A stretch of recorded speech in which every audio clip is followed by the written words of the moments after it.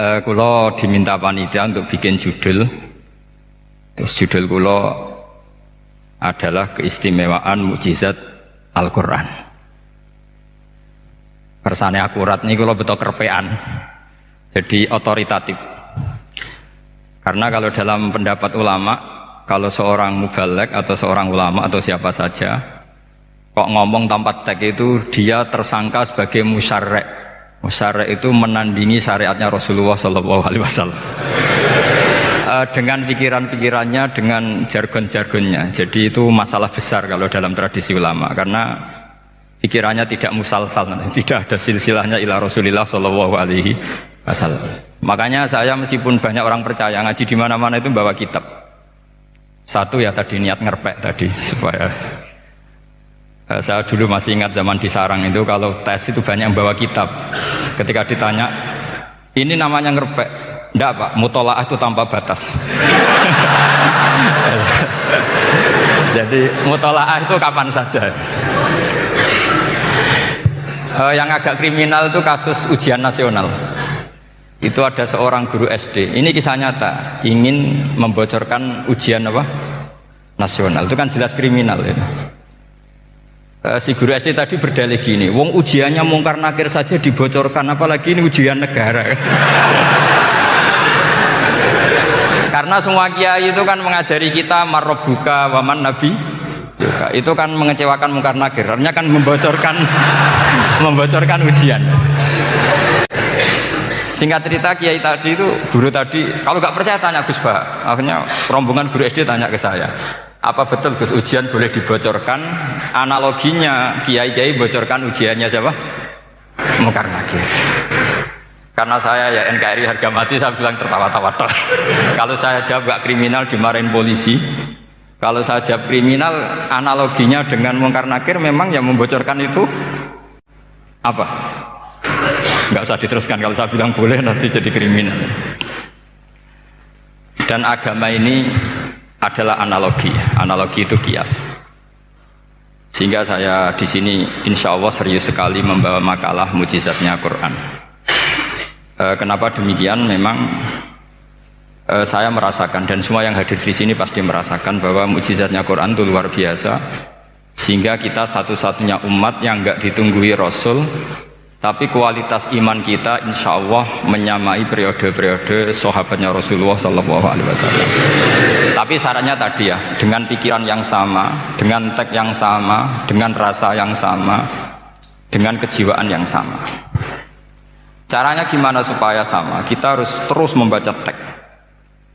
Teks itu mengingatkan kita. Misalnya begini, yang dikatakan mukjizat itu kan sesuatu dahsyat yang dalam nalar manusia itu nggak mungkin terjadi. Misalnya ontanya Nabi Soleh keluar dari batu besar, itu kan satu peristiwa yang akal manusia tidak sampai. Begitu juga tongkatnya Nabi Musa membelah Laut Merah, yang akal manusia itu tidak sampai. Tapi pikiran itu menurut mazhab kita yang waras ini, saya ulang lagi, kita yang waras itu pikiran kriminal, itu salah. Saya ulang lagi ya, kita semua kan umatnya Rasulullah SAW. Semoga benar-benar umatnya Nabi, bukan Islam yang kumat. Karena orang Islam itu pilihannya hanya dua, kalau nggak bersatu umat Islam ya Islam yang kumat. Kumat itu agak gitu, kumat dalam bahasa Jawa. Begini, saya ulang lagi ya. Yang dikatakan mukjizat itu amrun khariqun lil adat, sesuatu yang luar biasa, kemudian dalam tanda kutip yang manusia itu tidak mampu, sehingga itu dikatakan mukjizat. Seperti tongkatnya Nabi Musa dan ontanya Nabi Nuh yang keluar dari batu besar. Kalau kalian ingin jadi wali, pikiran seperti itu udah akan jadi wali. Gagal itu di KPU, gagal. Jadi nggak usah sampai MK, di KPU sudah gagal. Kenapa demikian? Pertanyaannya begini, memangnya sesuatu yang wajar kita lihat keseharian itu dalam kemampuan manusia? Saya ulang lagi, memangnya sesuatu yang biasa saja, yang normal saja itu dalam kemampuan manusia? Enggak juga kan? Manusia bisa nggak bikin unta? Yang wajar saja, yang lewat indukan, bisa nggak? Enggak kan? Manusia bisa bikin laut enggak? Enggak kan? Jadi kalau mukjizat itu dengan definisi sesuatu yang manusia tidak mampu, memangnya keseharian alam ini manusia mampu? Tidak juga kan? Nah, karena agama Islam dengan logika itu, Rasulullah SAW menolak mukjizat yang seperti itu. Ya, menolak mukjizat yang seperti itu. Makanya saya bilang pikiran pertama tadi itu kriminal, karena itu ditolak oleh Rasulullah SAW. Karena ya itu tadi, kalau itu dituruti, lama-lama kita tidak tahu kedahsyatan ciptaan Allah keseharian. Makanya ketika Rasulullah diminta laula utiya mislama utiya Musa, ya Muhammad itu punya mukjizat kayak tongkat Nabi Musa. Kasolihin Nuh, kasolihi Soleh, apa karena koti apa? Soleh. Sebagaimana untanya Nabi Soleh. Apa jawabnya Allah? Wa ma min dabatin fil ardi wala ta'iri yatiru bi janahihi illa umamun amsalukum. Sebagian dijawab inna fi khalqis samawati wal ardi wa ikhtilafil laili wan nahar sampai saat terusnya wa tasrifir riyah saat terusnya la ayatil liqaumi yaqilun. Karena logika yang terbangun begini, dan ini saya ulang lagi, ini syarat utama jadi wali. Ini masih satu poin. Nanti ACC-nya nunggu ketua-ketuanya. Tapi kamu jangan bayangkan wali itu kayak Sunan Kudus tunda. Jadi kalau kamu jadi wali itu maknanya kullu mukminin waliyullah itu di Ihya kan banyak. Setiap mukmin itu walinya Allah. Tapi maknanya gini, waliyullahi wong sing bisa akeni Allah. Itu jadi enggak usah dimanani kekasih Allah. Ya. Jadi karena dalam bahasa Arab itu waliyul yatim adalah orang yang kasihan sama anak yatim sehingga diurus segala keperluannya. Perempuan yang perawan punya bapak namanya apa? Wali. Artinya si bapak sayang sama putrinya disebut apa? Wali. Jadi nanti kalau kamu jadi wali dengan makna yang tadi kullu mukminin waliyullah. Setiap mukmin adalah orang yang dikasihani Allah, dan insya Allah semua kita masuk, paham ya? Ya, enggak wali songo itu baru maknanya waliyullah sing disayang Allah. Kayaknya kita belum daftar yang ke situ, nanti itu ada urutannya. Saya ulang lagi ya. Kalau kita mengakui kudrohnya Allah nunggu mukjizat, yaitu nunggu tongkatnya Nabi Musa membelah Laut Merah, nunggu ada unta keluar dari batu, maka itu kecelakaan besar dalam tauhid, kecelakaan besar dalam kesaksian kudratullah. Kenapa? Karena alam yang kita lihat keseharian juga tidak dalam kemampuan kita. Alam yang kita lihat keseharian juga tidak dalam kemampuan kita. Misalnya begini, kalau kamu melihat nyamuk, itu pertama Quran turun tentang nyamuk, itu orang munafik komentar, wah Tuhannya Muhammad kurangan stok, sampai contoh saja hanya seekor nyamuk.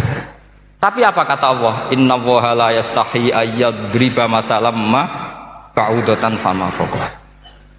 Nyamuk itu bukan sekedar kecilnya.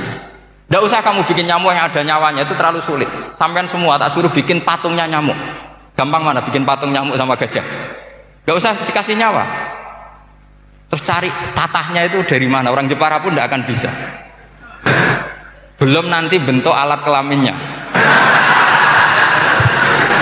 belum nanti uratnya alat kelamin,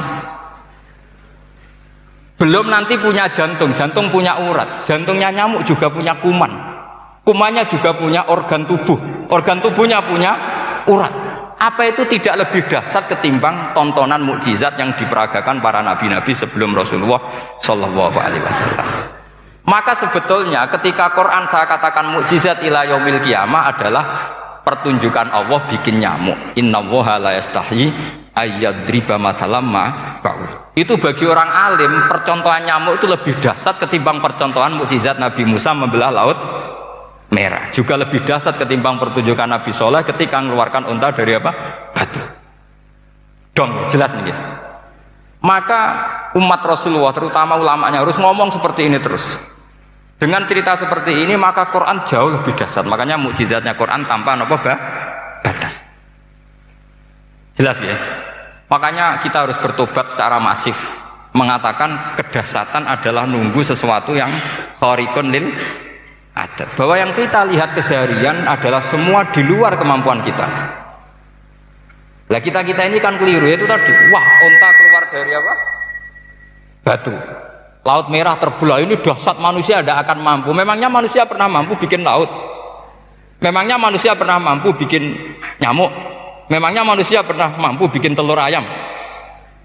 Karena keseharian seakan-akan ini tidak ayatnya Allah Ta'ala. Itu kebodohan. Makanya tidak mungkin jadi wali. Yang jenis seperti ini ya kan jadi wali.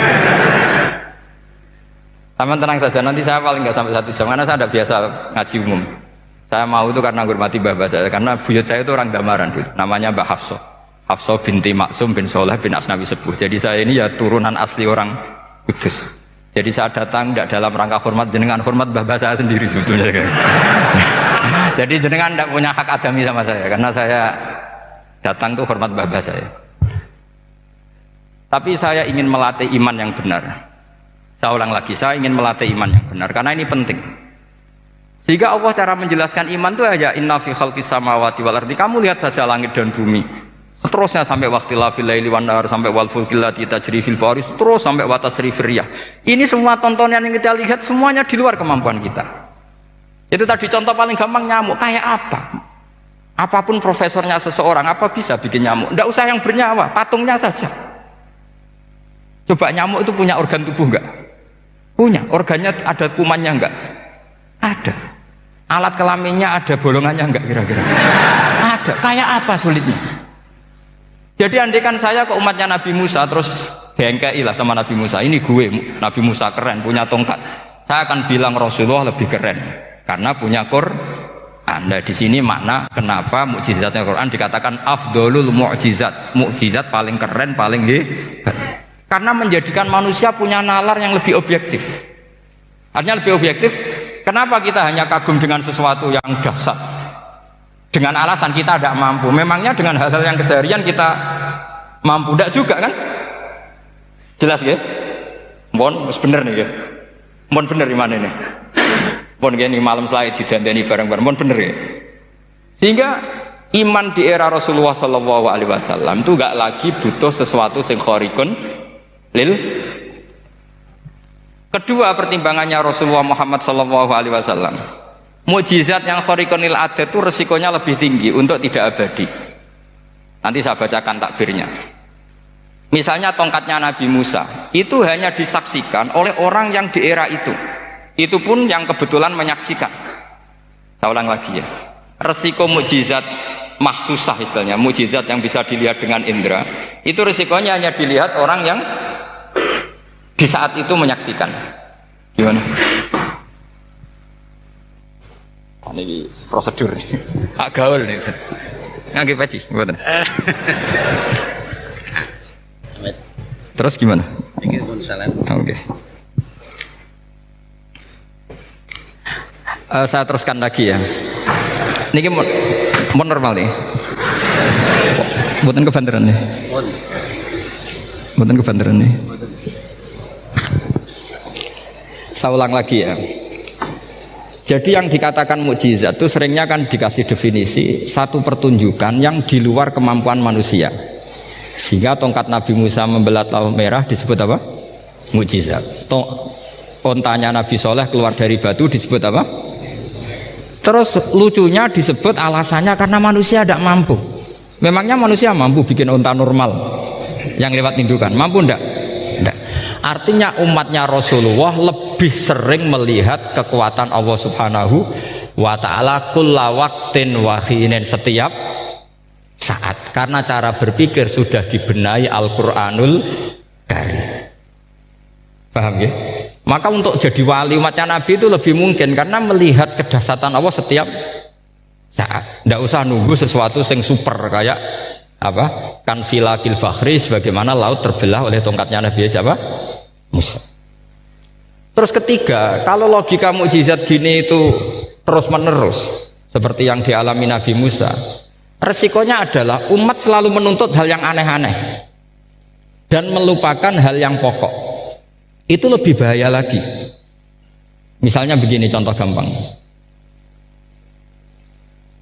Kita ini hidup di bumi setelah sampean belajar ilmu falak atau astronomi atau belajar geologi.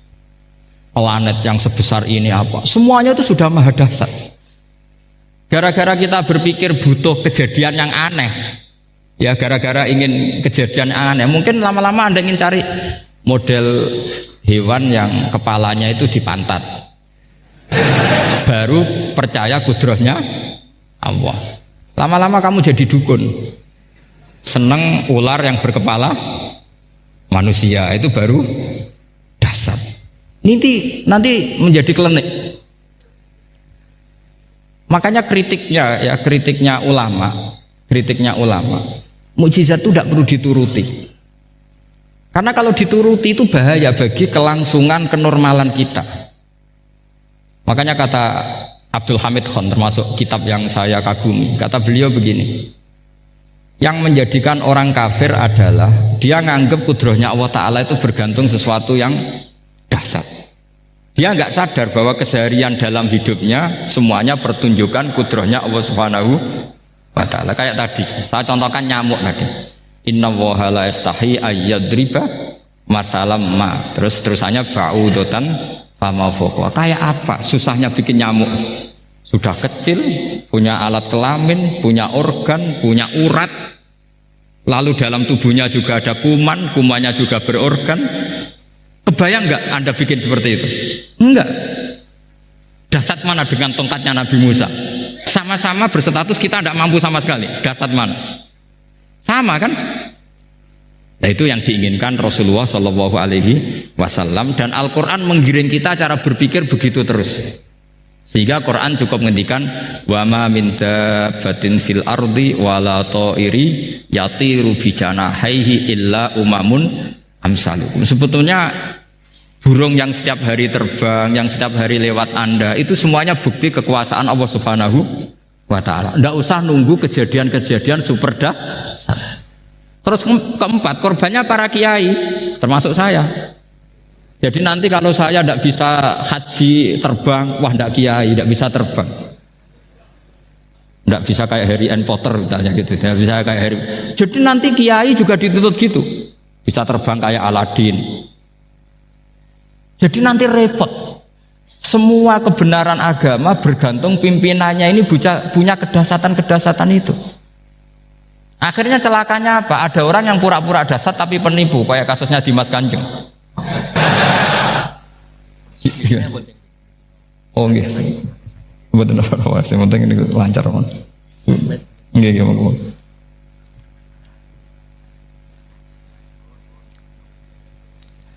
Jadi makanya nanti itu saya akan memberi penjelasan tentang apa? Mukjizatnya Al-Qur'an, kenapa disebut mukjizat paling apa dasar. Ini saya bacakan tag pokoknya ya supaya sampean tahu. Ini tabarruk sama Imam Bukhari ya. Redaksi yang diriwayatkan Imam Bukhari, qala Nabi sallallahu alaihi wasallam, ini ikut kitab Fadhailil Quran. Ma minal anbiya'i nabiyyun illa u'tiya minal ayat ma misluhu amana alaihil bashar. Wa inna ma kana alladhi utituhu wahyan awhahu wa ilayya fa arju an akuna aktsarahum tabi'an yaumal qiyamah. Jadi semua nabi punya mukjizat, yang lewat mukjizat itu orang dipaksa iman. Karena dahsyat tadi. Saking dahsyatnya terus cocok tidak cocok itu percaya. Tapi kata Rasulullah, mukjizat saya itu berupa wahyu, yaitu Al-Qur'an, dan saya berharap dengan mukjizat itu saya adalah nabi paling banyak pengaruhnya yaumal qiyamah. Maknanya paling banyak orang yang iman. Terus di sini dikomentari oleh sarehnya ya, oleh penyarahnya yaitu Ibnu Hajar Al-Asqalani. Ya saya baca Arabnya saja. Saman harus pura-pura paham jadi keren. Jangan minta saya terjemah nanti harus pura-pura paham. Bagus kok, mantas sabah bi qaumin fa huwa minhum. Jadi bergaya orang kaya ya dikira apa? Kaya. Bergaya ulama ya dikira apa? Ulama. Nanti bergaya wali juga dikira wali. Saya baca ya, ini luar biasa menurut saya. Al makna annal mu'jizati al madiyata kanat khissiyatan tusyahadu bil absor kana qoti soleh wa asa Musa wa mu'jizatul Qur'ani tusyahadu bil basirah. Jadi kayak tadi, kedasatan tongkat Musa itu karena apa? Laut kok bisa dibelah sebuah tongkat, itu aneh. Kalau maknanya aneh adalah di luar kemampuan manusia, nyamuk lebih aneh. Kayak apa susahnya bikin organ apa? Nyamuk yang sekecil itu. Artinya bedanya apa? Tongkatnya Nabi Musa dengan pertunjukan nyamuk yang sama-sama mengarah satu titik, yaitu mengakui absolutisme kudrahnya Allah Subhanahu. Sama ndak? Sama. Sehingga umatnya Rasulullah tidak perlu ditunggoni mukjizat simsalabim, cukup penalaran akal. Ini namanya basirah. Apa? Basirah. Nggih jelas ya. Mohon sampean ra usah kepen roh tokate Nabi Musa to. Cekap melihat apa? Nyamuk. Ya sudah bagus, sudah maju, sudah keren. Ya jelas ya. Li'annal ladzi yushahadu bi ainir ra'si yang qaridu binqiradi musyahidihi walladzi yushahadu bi ainil aqli baqin yushahiduhu kullu man jaa ba'dal awwali mustamirron. Sesuatu yang dipertontonkan lewat sesuatu yang fisik kayak tongkat Nabi Musa, itu yang percaya langsung tentu yang melihat. Setelah itu ada yang percaya, ada yang enggak. Bisa saja itu hoax, bisa saja macam-macam. Tentu yang nggak percaya tentu salah, ya kita sepakat. Tapi tetap saja yang nggak menyaksikan itu bisa saja nggak percaya, paham ya? Tapi logika kedahsyatan nyamuk, siapapun yang punya nalar percaya. Artinya giringan Al-Quran untuk melihat mukjizat itu kedahsyatan Allah bikin nyamuk itu abadi ila yaumil kiamah. Dan siapapun yang waras akan ikrar dan tetap menyaksikan, karena insya Allah ada nyamuk terus ila yaumil kiamah. Itu kan teman tidur kita, paham? Makanya kamu kompromi dengan nyamuk. Sekali-kali jangan dicablek. Ini ayatnya Allah. Ya bila perlu dicium, dielus-elus itu. Karena saya yakin yang hadir di sini andekan melihat tongkatnya Nabi Musa kira-kira dilus-elus enggak? Kira-kira? Andekan loh, kamu punya kesempatan melihat tongkatnya Nabi Musa, gimana? Dilus-elus, dikai mori. Jika kembang 7 taman ya gitu. Tapi kenapa nyamuk tidak kamu begitukan? Toh sama-sama ini ayatnya Allah yang luar biasa. Makanya ini ngaji di sini saya ulang lagi, sama tidak perlu merasa punya hak adami sama saya, karena saya memang buyut saya kandung itu orang Damaran, namanya Mbah Hafsah. Hafsah itu binti Maksum bin Soleh bin Asnawi Sepuh. Jadi saya ini termasuk turunan beliau yang keluar dari Kudus di Rembang. Karena mbah saya kandung itu sepupunya Mbah Sahal, ya sama Mbah Sahal ibunya Badiah ya putrinya Mbah Hafsah ini. Kalau ibu saya namanya Sofiyah ya putrinya Mbah Hafsah ini. Jadi kenapa saya cerita ini ya memang Quran sudah terang-terangan ngendikan dzurriyatam ba'duhan apa mimba. Jadi kekuatan dzurriyah itu luar biasa. Jadi kita menjaga harkat dan martabat para leluhur supaya ilmu ini terjaga. Jangan marisi gayane tok, mbah alim terus putune pedita-pediti gak alim terus gak keren, menurut saya itu malu gitu. Jadi marisi itu ya kalau putunya orang alim ya alimnya, jangan marisi mulyane. Ora alim terus mulya tok gelem dicucup itu gak keren menurut saya. Niru alimnya dulu baru sama-sama dicucup itu baru betul, Pak. Jadi ada aturannya lah. Saya teruskan. Sehingga Quran kalau menggiring mukjizat, ketika Rasulullah SAW dituntut kafir Mekah, kita tahu kan mereka nuntut apa misalnya? Lan nu'mina laka hatta tafjura lana minal ardi nabawayam bu'a au takuna laka jannatum min nakhili wa inabin fatufajjiral anhara khilalaha nabah tafjira au tusqitas samaa kama za'amta alaina kisafan au ta'tiya billahi wal malaikati qabila au yakuna laka baitum min zuhrufin au tarqa sama. Masih mereka bilang gini, walan nu'mina liruqiyika hatta tunzila alaina kitaban naqra'u. Mereka nuntut tuh, Muhammad saya percaya kamu Rasul, tapi syaratnya Mekah yang tandus sulap, jadi kota yang subur makmur, menjadi jannat subur makmur. Atau begini saja Muhammad, kalau kamu gelo sama saya mangkel karena kita ada iman, turunkan saja azab. Kisafam minas sama, turunkan saja azab. Atau begini Muhammad, kamu kan bilang utusan Allah, kamu datang saja bersama Allah digandeng gitu, digandeng terus sama Allah diangkat tangan kamu, dimaklumatkan kalau kamu Rasulnya. Au ta'tiya billahi wal malaikati qabila. Karena mereka dengan logika yang salah, yang dikatakan mukjizat itu sesuatu yang seperti itu. Artinya kalau kamu berpikir mukjizat yang seperti itu, berarti Anda turunan kafir Quraisy. Anda turunan apa? Kafir Quraisy. Maka gak boleh berpikir mujizat seperti itu. Nyatanya Allah cukup menjawab dengan ayat wa ma min dabatin fil ardi wala ta'iri yatiru bi janahihi illa umamun amsalukum. Dijawab lagi inna fi khalqis samawati wal ardi wa ikhtilafil laili wan nahar wal fulkil lati tajri fil bahr sak teruse la ayatil liqaumi yaqin. Semudah itu kita iman kedahsyatan kudrahnya Allah. Cukup melihat kerbau. Kok bisa ya jaga populasinya? Padahal tidak pernah dia seminar cara jaga populasi. Nyatanya tetap terjaga. Tanpa lamaran ya bisa jaga keturunannya. Tanpa sesar ya anaknya lancar. Tanpa sesar kan? Artinya mereka bisa. Karena di sini ada kudratullah. Ada apa? Ada kudratullah.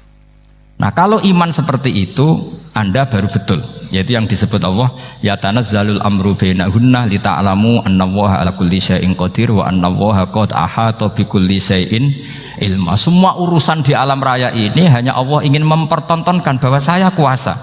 Jadi tidak perlu nunggu yang aneh-aneh. Sehingga andaikan saya ketemu Nabi Musa dan ketemu Rasulullah Muhammad SAW, pasti saya milih Nabi Muhammad sebagai ketua. Karena Nabi Muhammad yang bikin sarana iman dengan sarana yang seluas-luasnya, dan sarana ini tidak habis dan ada di mana saja, yaitu sarana ikrar bahwa Allah kudroh dan kudrohnya tanpa batas. Nabi bikin sarana apa saja, melihat langit, bumi, lautan, nyamuk, hewan, semuanya sarana untuk ikrar kudrohnya Allah Subhanahu wa ta'ala. Sementara Nabi Musa mempertontonkan hanya nunggu mukjizat sing khariqun lil adat. Paham ya? Makanya wajar kalau Nabi bergelar afdolul anbiya sayyidul awalin wal akhirin, karena memang lebih efektif cara menggiring supaya orang iman. Sekarang sudah tahu kenapa Nabi jadi sayyidul awalin wal akhirin? Sudah. Mungkin kemarin-kemarin tahu tapi gak tahu logikanya. Pokok iman. Selewat ke musola ngaji iman. Itu iman yang kurang betul itu, karena tanpa nadzor. Itu namanya taklid yang statusnya mukhtalaf alaih, masih disidangkan di MK. Paham ya? Iman. Jadi iman taklid itu iman yang masih disidangkan oleh para ulama. Ada hakim yang bilang sah, ada hakim bilang tidak sah. Tanya anak-anak Qudsiyah. Imanul muqallid itu mukhtalaf alaih apa mujma' alaih? Mukhtalaf alaih. Kalau imanu ahli nadzar mujma' alaih. Insyaallah barokahnya ngaji ini semuanya min ahli nadzar. Apa? Min ahlin. Jangan amin sudah jadi, ini sudah jadi ini.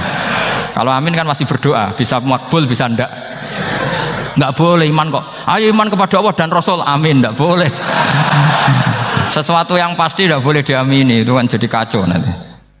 Harus bilang apa? Sami'na wa ta'na. Nanti lama-lama kamu disuruh Allah, ayo sholat, amin. Ndak boleh. Jadi amin itu ada aturannya. Tapi bukan berarti saya nyalahkan jenengan, enggak. Ya memang salah gitu. Jadi kan. Ya enggak usah disayang, memang statusnya salah. Ya saya ulang lagi ya. Berarti Rasulullah adalah Rasul yang sukses membuat sarana orang kembali ke Allah, mengakui kudrohnya Allah dengan sarana apa saja. Melihat rumput, melihat hewan, dan hewan itu ya apa saja. Gabah itu apa saja. Hewan yang melata di bumi apa saja, semua bukti kudrohnya Allah. Bahkan Rasulullah sukses membiarkan umatnya nggak ditunggui beliau tetap iman. Mergo ditunggui konsep sing super gini kok Al-Qur'anul Karim. Jelas ya? Tapi caranya memahami ya seperti yang saya terangkan ini.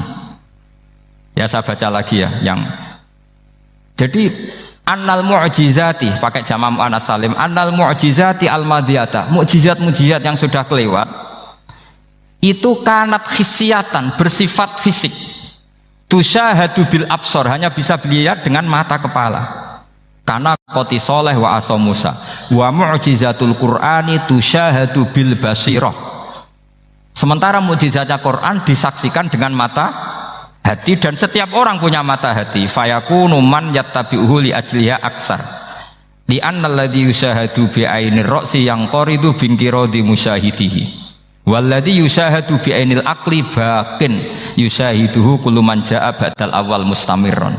Sesuatu yang dilihat dengan mata kepala, setelah para saksi ini meninggal, maka setelahnya mencari-cari, bisa percaya bisa enggak. Tapi mukjizat yang disaksikan mata hati, siapapun percaya dan sampai ila yaumil kiamah.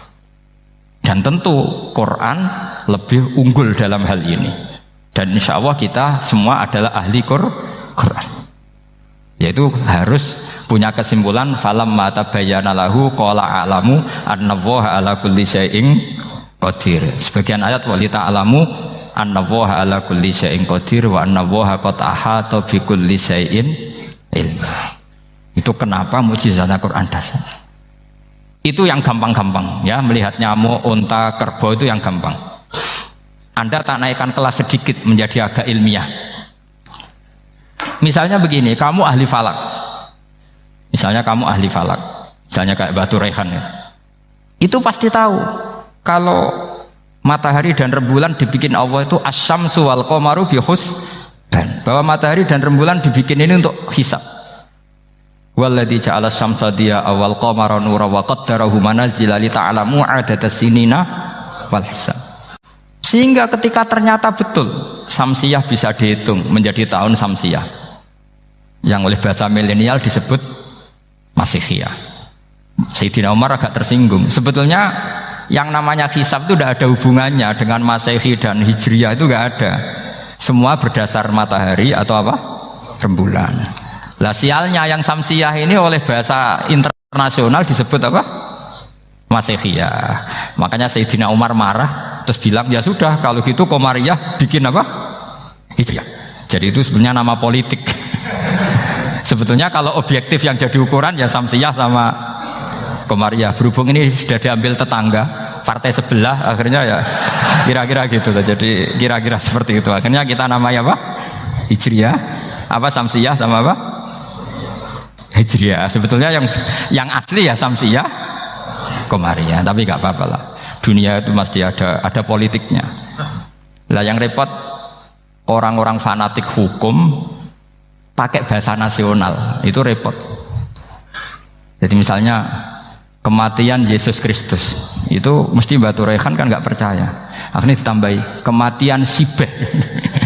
Karena kalau bilang iya kan percaya. Makanya ditambahi apa? Sibeh. Karena menurut orang Islam berkeyakinan Nabi Isa itu nggak terbunuh, maka ditambahi apa? Sibeh.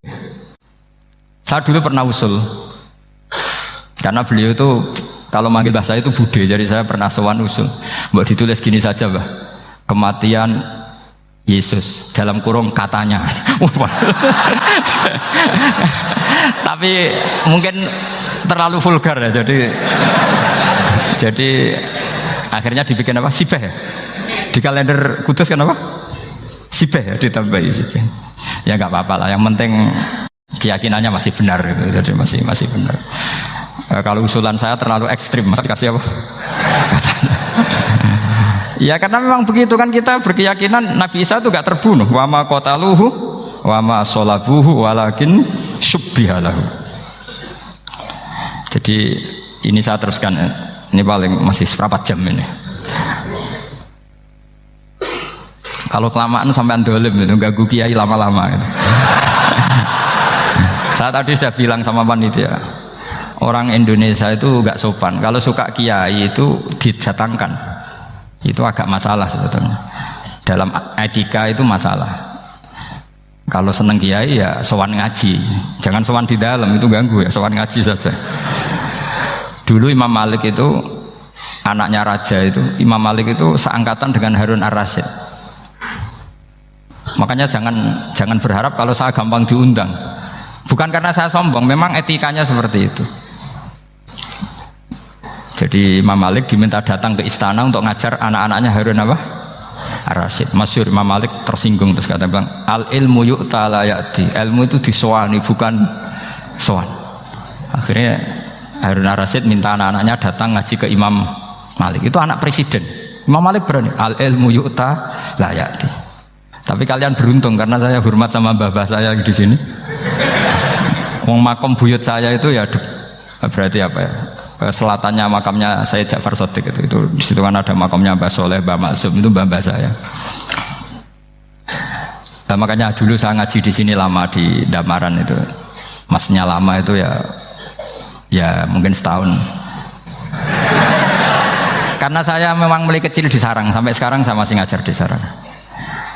Tapi dulu cukup ya, karena saya kesini sudah hafal Quran, jadi hanya setor setiap hari satu juz, jadi cepat lah.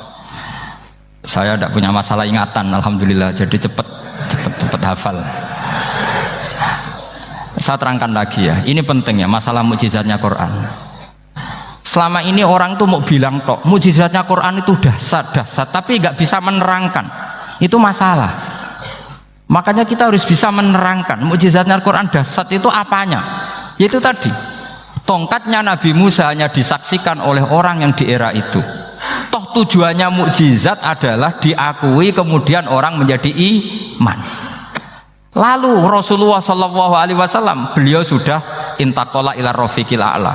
Tapi konsepnya Quran menjadikan orang yang nggak ditunggui beliau tetap iman ila yaumil kiamah. Itu yang maksud fa'arju an akuna aktsarahum tabi'an yaumal kiamah. Mukjizat saya itu cukup Quran kata Nabi, dan dengan mukjizat itu orang akan iman ila yaumil kiamah. Caranya seperti ini. Karena tadi sedahsyat-dahsyatnya mukjizat tujuan utama orang terdikte supaya ikrar ngakui kudrohnya Allah. Lah ngono kok ngenteni tongkat sakti lah opo, cukup deloknya mau. Paham nggih? Jelas ya? Alhamdulillah, mau naik kelas ini sudah benar, ini sudah benar. Terus kedua begini, kedahsyatan Quran lagi. Quran itu bisa merunut, mentartibkan logika. Bahkan logika ini logika yang universal. Siapa saja merasakan logika itu. Misalnya begini, dulu orang kafir itu punya Tuhan banyak. Tentu yang dipertuhankan yang mana? Yang dipertuhankan itu banyak. Karena pikiran mereka urusan banyak, problem banyak, ya Tuhannya harus banyak. Ada BPKB 3D kan, istri cerewet, macam-macam lah itu kan. Problemnya banyak, maka Tuhannya harus banyak. Karena Tuhan itu maknanya penyelesai masalah. Sehingga kalau masalahnya banyak, Tuhan harus banyak. Ketika Rasulullah membawa konsep satu Tuhan, mereka janggal. Makanya mereka bilang, aja'alal alihata ilaha wahida inna hadza lasyai'un ujab. Masa Tuhan satu? Ini aneh, nggak bisa. Tuhan harus banyak, karena masalah kita banyak. Itu terpatri, di otak mereka terpatri. Lalu Nabi dengan santai diajari Allah menerangkan, andaikan kalian punya majikan banyak dan perintahnya beda-beda, kamu suka enggak? Ya enggak suka, mat, enggak enak. Punya majikan banyak itu udah enak. Milih mana majikan banyak sama satu? Satu aja, mat. Tuhan kamu adalah majikan kamu. Kalau banyak kamu bingung. Ya mat, satu aja mat. Itu segampang itu. Jadi menggiring, Tuhan itu kan bos kita, tuan kita. Kalau banyak berarti yang memerintah kita banyak, dan bisa konflik bos-bos kita ini karena berebut anak buah tadi. Akhirnya mereka, kalau kamu punya majikan banyak dan perintahnya beda-beda, semuanya minta dilayani, kamu pusing enggak? Ya pusing, mat. Minta yang mana? Majikan banyak sama satu? Satu saja Muhammad. Ya Tuhan kamu adalah atasan kamu, maka harus satu. Mereka faham. Oke mat, Tuhan satu. Itu yang dimaksud dorobawaw matalar rojulan fihi syuraka umutasyakisuna wa rojulan salamal lirojul hal yastawiyani masalah. Langsung alhamdulillah. Karena mereka yang paling bodoh pun faham dengan logika itu, faham. Kalau Tuhan banyak, perintahnya banyak, kita repot. Maka Allah bikin satu masalan, yaitu rojulan fihi syuraka umutasyakisuna wa rojulan salamal lirojul. Satu lelaki, satu bos, satu perintah. Kayak apa mudahnya Allah. Kemudian mereka tetap menuhankan Lata, Hubal dan Uzza karena mereka dipertuhankan. Sebenarnya nggak pernah Tuhan tapi dipertuhankan. Allah memberi contoh tuh sederhana sekali. Wa daraballahu mathalar rajulaini ahaduhuma abkam la yaqdiru ala syai'in wa huwa kallun ala maulah aina ma yuwajjihu la ya'ti bi khair hal yastawi huwa may ya'muru bil adl. Kata Rasulullah, Lata itu menurut kamu apa? Ya Tuhan kami. Muhammad, Hubal ya Tuhan kami. Uzzah ya Tuhan kami. Lalu kalau mereka kotor ya saya mandikan. Kalau hidungnya coplok ya saya tata. Terus kata Rasulullah begini, kamu mau nggak punya budak atau pembantu yang buta, tuli, bisu? Kamu mau nggak punya pembantu? Pembantu loh ya, pembantu itu budak zaman dulu. Kamu mau nggak punya pembantu yang buta, yang tuli, yang bisu? Wah gak doyan mat, gak apa pembantu ngono iku. Lah pembantu saja kamu tidak mau yang gitu kok malah punya bos begitu. Orang yang tuli, yang bisu, yang kopok, jadi pembantu saja nggak layak kok malah jadi pangeran. Paham ya? Arca dan berhala itu kan nggak bisa apa-apa. Kamu mau gaji ngasih THR pembantu yang kopok, bisu, picek, mau? Wong jadi pembantu saja nggak sah kok mau jadi apa? Tuhan atau jadi majikan. Jadi Allah bikin contoh gampang sekali. Wa daraba mathalan rajulaini ahaduma abkam la yaqdiru ala shay'in. Enggak bisa apa saja. Wa wakallun ala maulah, anane ngrepoti tok. Inama yuwajjihu la yati bi khair. Mudah sekali. Akhirnya mereka berbondong-bondong iman karena logikanya ditata oleh logika Al-Qur'an.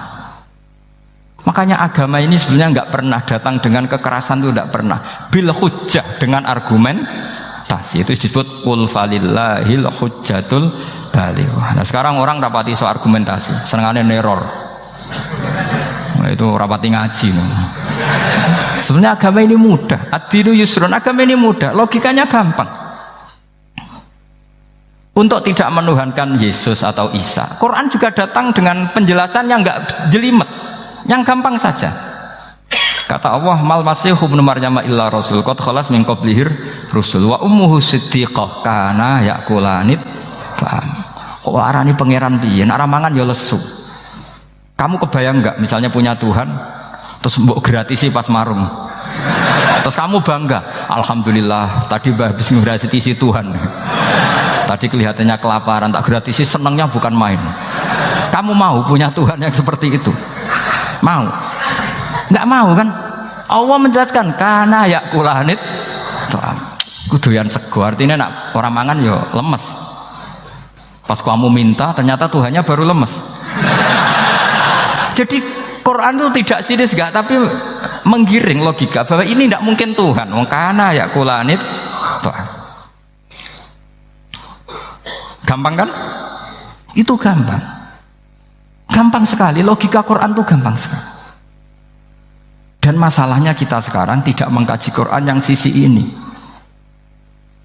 Ya termasuk kritik kita ya, tapi ya sudahlah, ini dunia ya macam-macam.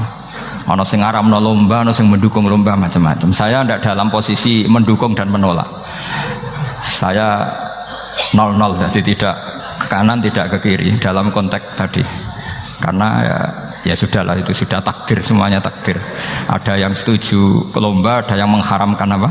Lomba. Tapi sebetulnya kalau kita berpikir Quran diturunkan ya untuk yang saya terangkan ini, menjaga logika agama al-hujjah al-balighah ila yaumil kiamah. Karena kita tidak perlu tongkat lagi Nabi Musa, nggak perlu ontanya Nabi Soleh. Cukup dikawal aturan-aturan iman yang cukup mudah dan kita temukan di mana saja ayat-ayat itu. Yaitu wa ma min dabatin fil ardi wala ta'iri yatiru bi janahihi illa umamun amsalukum, atau inna fi khalqis samawati wal ardi, dan seterusnya. Nah, cara berpikir gimana Gus? Gampang tadi. Kalau tongkat Nabi Musa membelah laut adalah hal yang kita tidak mampu, memangnya kita mampu bikin langit bumi? Tidak mampu kan? Berarti ini sudah cukup menjadi ayat kekuasaannya Allah. Jelas kan? Maka mukjizat Quran ini mengawal umatnya Rasulullah Sallallahu Alaihi Wasallam ila yaumil kiamat dengan logika seperti itu. Seorang lagi dengan logika seperti itu. Maka ulama nggak boleh berhenti seperti saya ngomong terus seperti ini. Makanya ngendikane Allah, lam yakunil ladzina kafaru min ahlil kitabi wal musyrikina munfakkina hatta ta'tiyahumul bayyinah. Bayyinah itu apa? Rasulun minallah yatlu suhufam mutahharah. Orang kafir semuanya, kata Allah, baik berkategori kafir musyrik maupun kafir ahli kitab, itu tidak akan tercerabut dari akar kesalahan mereka, dari cara berpikir mereka, hatta ta'tiyahumul bayyinah, sehingga datang satu kejelasan yang jelas welo-welo. Itu apa? Rasulun minallah yatlu suhufam mutahharah, yaitu rasulnya Allah yang membaca sahifah-sahifah suci, maknanya Al-Qur'an.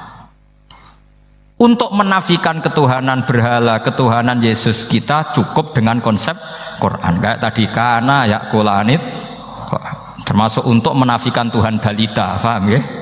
Tuhan apa? Fir'aun. Ini contoh terakhir. Sampai siap-siap saja selesai. Karena saya memang mau selesai ini, bukan guyon, memang mau selesai. Karena menurut saya mukjizatnya Quran itu jelas. Jadi diterangkan seperempat jam ya jelas, 10 menit ya jelas. Kalau kamu butuh lama, berarti kamu menyangsikan kejelasan Al-Quran. Dan itu kriminal besar itu. Kalau nggak boleh dibahasakan murtad besar, ya kriminal apa besar. Nggak guyon, betul itu. Saya tadi mau nyontohkan apa tadi? Tuhan balita ya. Fir'aun itu berdebat sama Nabi Musa. Singkat debat begini. Kalau nggak salah di J19, kalau nggak salah di surat Syu'ara. Dicari sendirilah. Pertama ditanya gini, Musa kamu kesini ada apa? Ya bawa konsep Tuhan. Yang jelas itu tidak kamu ya. Lalu Tuhan kamu siapa? Rabbus samawati wal ardi, yang menuhani langit dan bumi. Si Fir'aun masih berkelit. Begini, soal yang di bumi, saya jalan-jalan kemana-mana, setahu saya yang jadi Tuhan saya. Ma'alim tulakum min ilahin apa? Ghairi, di mana-mana yang dituhankan saya. Soal kemungkinan di langit begini, tunggu saya. Terus di Haman dipanggil, ya Haman ibnili sorhal ali abluhul asbab as-samawati fa'attali'a ila ilahi Musa. Haman, bikinkan saya piramida yang tinggi. Saya mau lihat Tuhannya Musa, apa betul ada? Padahal andaikan terjadi piramida kan Tuhan pun nggak bisa dilihat. Wong sampean yang wali saja tidak bisa melihat. Wali tadi yang sing disakeni Allah tadi itu aja nggak bisa melihat. Apalagi Fir'aun. Akhirnya Nabi Musa sadar bahwa logika itu tidak masuk ke Fir'aun, nggak masuk. Padahal ada pengawalnya banyak. Dan karena semua Nabi fatona itu ibarat mobil ganti gigi, ganti argumentasi. Gini saja, yang menuhani leluhur kamu, mbah-mbah kamu, itu sontak kaget Fir'aun. Pengawalnya ya kaget. Oh iya, kalau Fir'aun ini Tuhan, mbah-mbahnya tanpa Tuhan. Kan Tuhannya datang terlambat. Berarti mbah-mbahnya dulu itu tanpa Tuhan, karena ini ada Tuhan balita itu tadi itu. Akhirnya hampir separuh, mungkin hampir semua pengawalnya Fir'aun itu iman semua.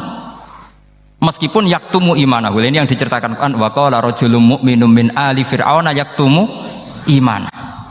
Karena runtuh, semua logika Fir'aun sebagai Tuhan itu runtuh. Hanya dengan logika, kalau kamu Tuhan, lalu mbah-mbah kamu Tuhannya siapa?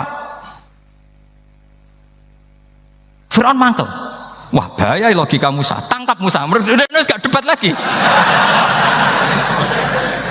Kayak apa mudahnya logika Quran untuk menafikan ketidaktuhanan Fir'aun.